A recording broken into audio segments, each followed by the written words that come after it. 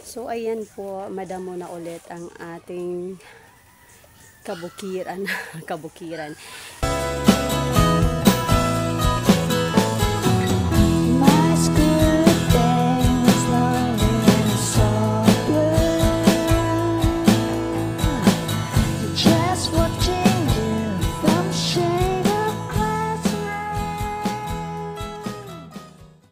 Yan, punta tayo doon sa aming kabukiran. So, meron daw kasing saging na malaki na at yun ang aking kukunin ngayon. So, ayan siya.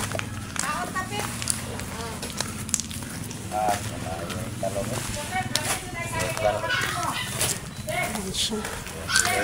Lalakarin natin. So, yan.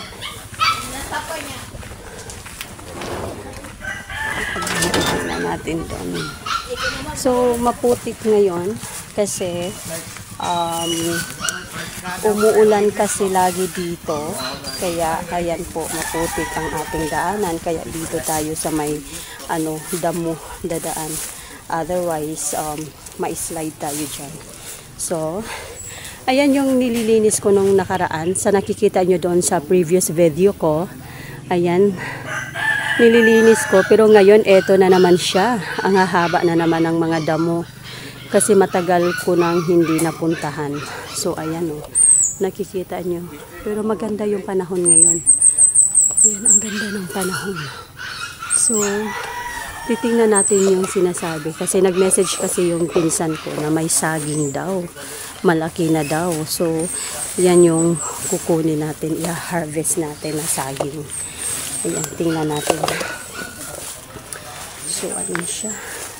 Madamo yung daanan natin. So, we will see. Ayan. Sana walang ahas dito. Wala naman siguro. Tatakbo na lang ako kapag meron. So, ayan. So, ayan nga. Ang laki ng saging. So, ayan siya. So, nakikita nyo yan. Ayan yung kukunin nating saging. Malaki. Ayan, nahinog na nga siya sa itaas. So, kukunin natin yan. And, ayan o, makikita niyo dyan. Ayan na yung paligid. Ayan na, puro na naman siya sagbot. Dati, ililinis ko to, diba? Ayan. So, ang bilis kasi nga, bilis tumubo ng mga damo-damo. Gawa ng umuulan palagi nowadays. Ipapasyal ko kayo. Titingnan natin kung ano ng itsura ng ating lugar. So, ayan po. Madamo na ulit ang aking nililinis ng nakaraan. So, yan yung resulta. Hindi laging napupuntahan. So, ayan na naman siya. Malaking trabaho na naman to. Ayan. So, ayan po. Titingnan natin dun sa unahan. Parang ayoko nang dumaan dun sa kasi baka may ahas ba. May ahas ba noon ko. So yun yung mushroom farm namin. Pero nakakalungkot lang kasi hindi na siya natuloy. And ikukwento ko sa inyo mamaya kung ano ang nangyari sa aming mushroom farm. Ito ang buhay probinsya. Diba? Makikita nyo may mga manok. Manok yan ang pinsan namin. So, yun yung kapaligiran natin ngayon. Yan yung nilinis ko nung nakaraan na dumami na naman. So, ayun, mai-harvest pa tayo sa susunod. Nabumunga na rin yung ibang saging. O, diba, nakita nyo yan nung nakaraan. Wala pang bunga yan. So, ngayon may bunga na. Sayang ngayon nung nakaraan, ang daming santol. Bunga ng santol. Hindi ko rin nakuha kasi sa taas ng mga, ang taas ng mga puno ba. So, ayan yung kabukiran natin. Mamaya ipapasyal ko kayo. Kunin muna natin yung itak para makuha na natin yung saging. So yun yung malaking saging.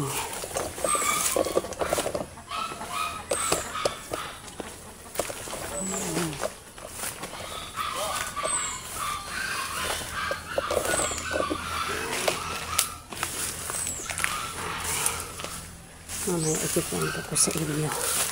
ang nangyari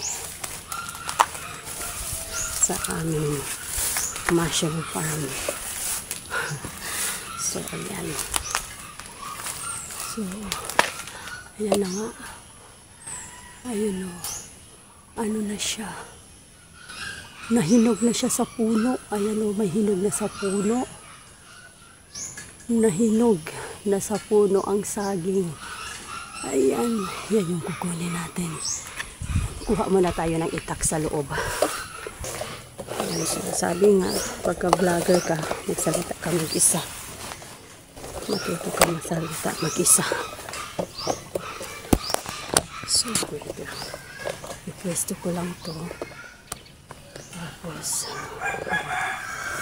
kukuha lang ako ng itak sa loob. Ayan, kukunin natin ang itak sa loob. So, diba, may dala-dala talaga akong bayong.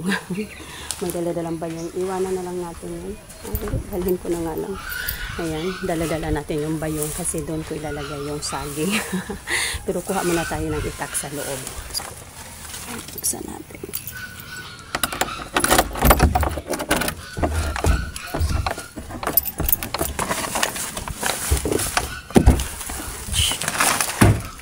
So, ayan, magulo siya. Yan yung mga gamit ko dati. Ayan, dun sa mushroom farm. Pero wala na eh. Hindi na natuloy. Ayan, sayang yan. Pero ikukwento ko na lang sa inyo kung ano ang nangyari. Ayan yung mga kagamitan namin dati sa aming mushroom farm. So, ayan, nasayang lang talaga. Ayan, malaking yan, nilinisan natin yan. Kasi ilang months na akong hindi nakapunta dito. So, by next month na natin yan lilinisan. Babalik ako dito. Sa ngayon, kukuha muna tayo ng saging. Doon din sa unahan, ayun, may mga saging doon. May bunga na may nakikita akong bunga. So, makaka-harvest din tayo yan sa susunod.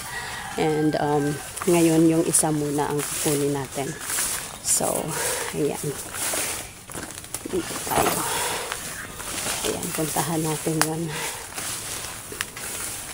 Yun ang kukunin nating saging. So, ayan. Samahan niyo ako.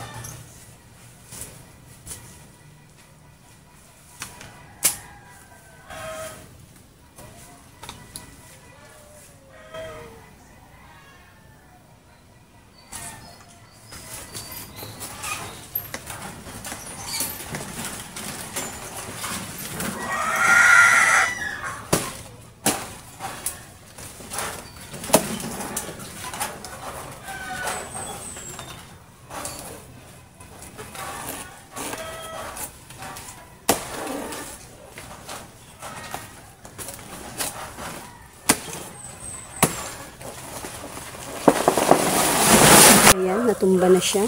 So, malaki nga.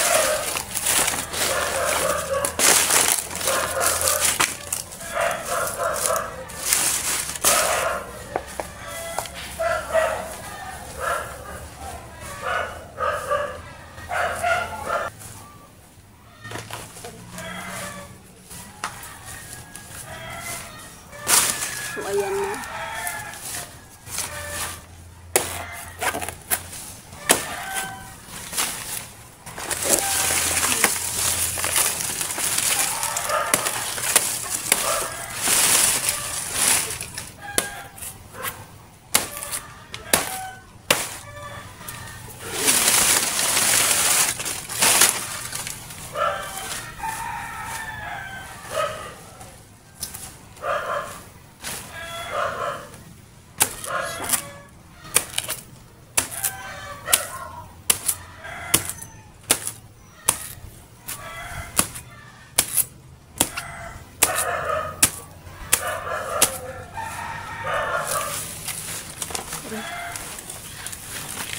Oh, malaki, mabigat.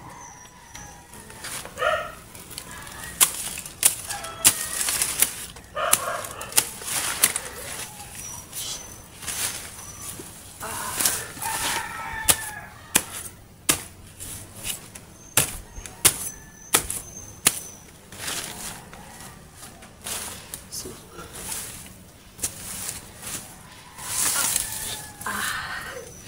eto na. Ayan o, malaki siya. Malaki. And, yun, yung nasira. Ay, ayan o, maganda siya. Ayan, maganda yung sagi natin. So, ang gagawin natin,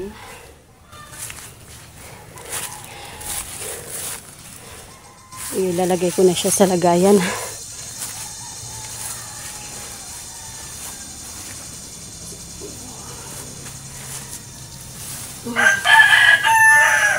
Wait lang.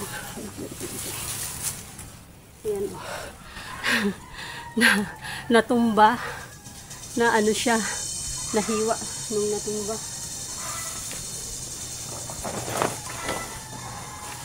So, dito natin siya lalagay.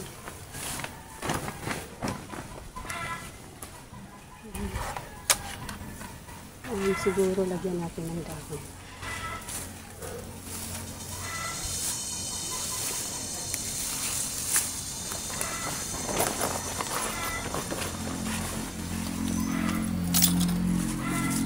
Tignan.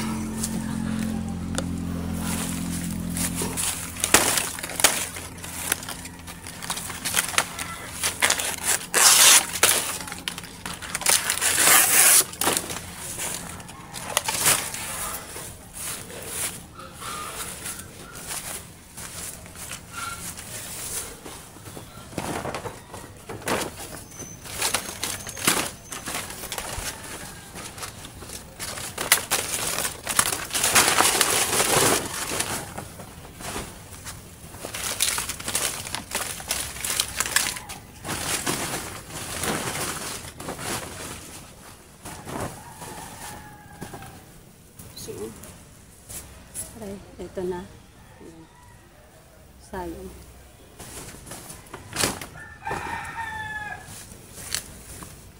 So, ayan.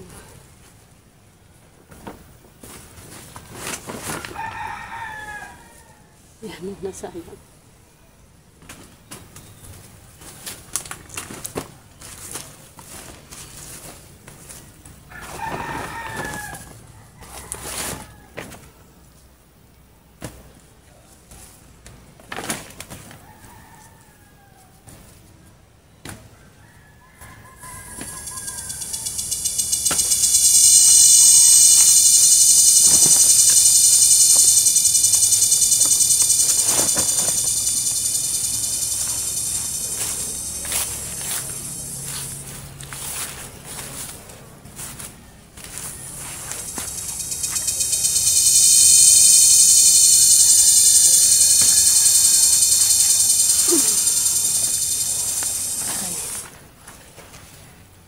Mabigat. Ouch, mabigat siya, mabigat.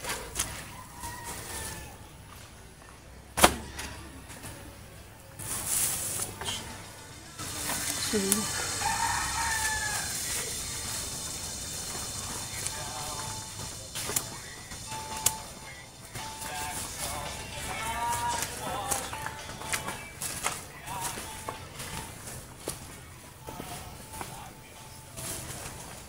Hindi ako marunong mag-ano nito.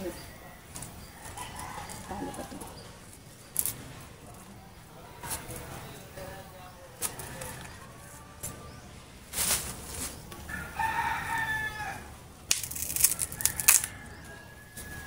So, ayan na siya.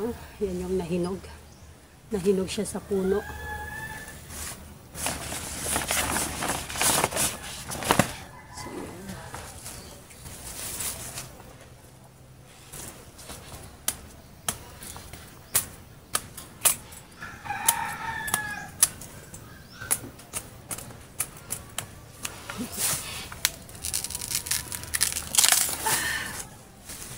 So, yan. Ayan.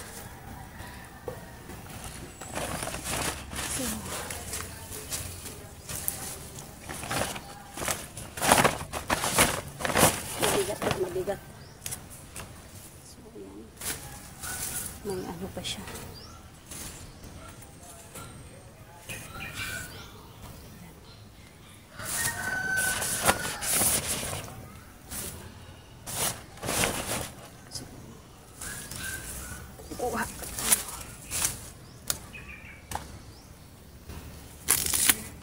So, isa yan.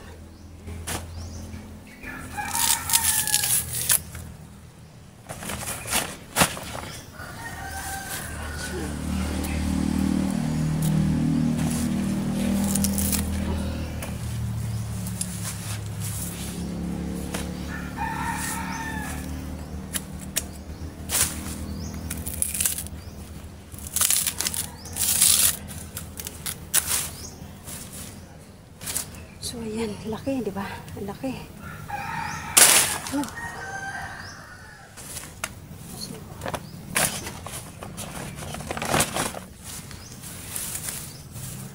ayan. Ayan. Ang laki niya. Ayan. Ang ano ngayon. Ang hindi ngayon. Wow! Ang bigat. Hindi ko siya madala ng isahan. Ayan, mabigat siya. Mabigat. Ouch! Ilang kilo kaya to? Aray. So, ayan po. Mabigat siya. Ay, ilang kilo kaya yan. Mamaya pagdating sa bahay, titimbangin natin. Sa ngayon, ang gagawin ko dyan, dahil mag-isa lang ako, unti-untiin ko siya. Hiningal ako, hiningal. Hingal. So, hatiin ko yan. May isa pa, may sako ako doon. May isa pa akong lagayan doon. Kukunin ko yung sako. Yan.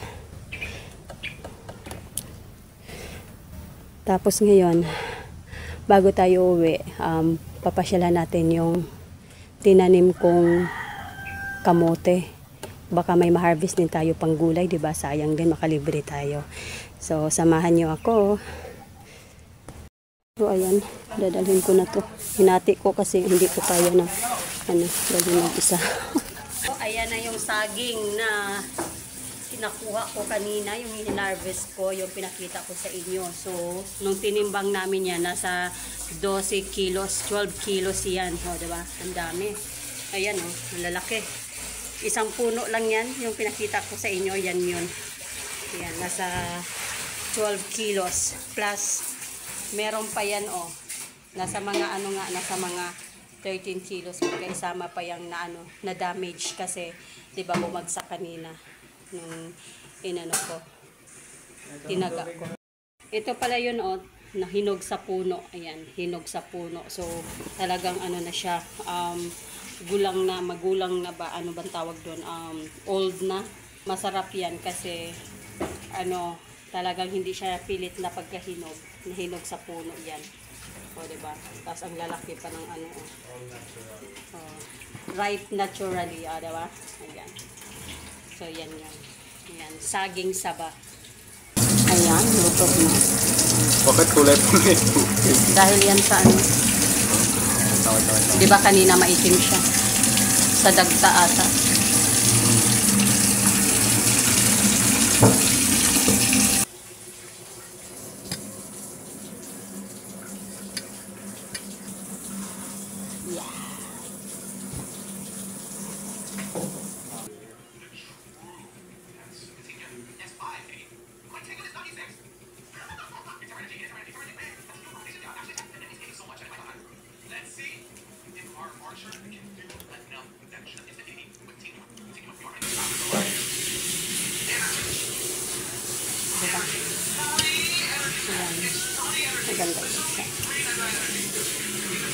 Yan, actually ito kinain ko na ito. Yan, kumain na ako. Yan siya. Sausaw sa ginamos. Yan, sarap yan.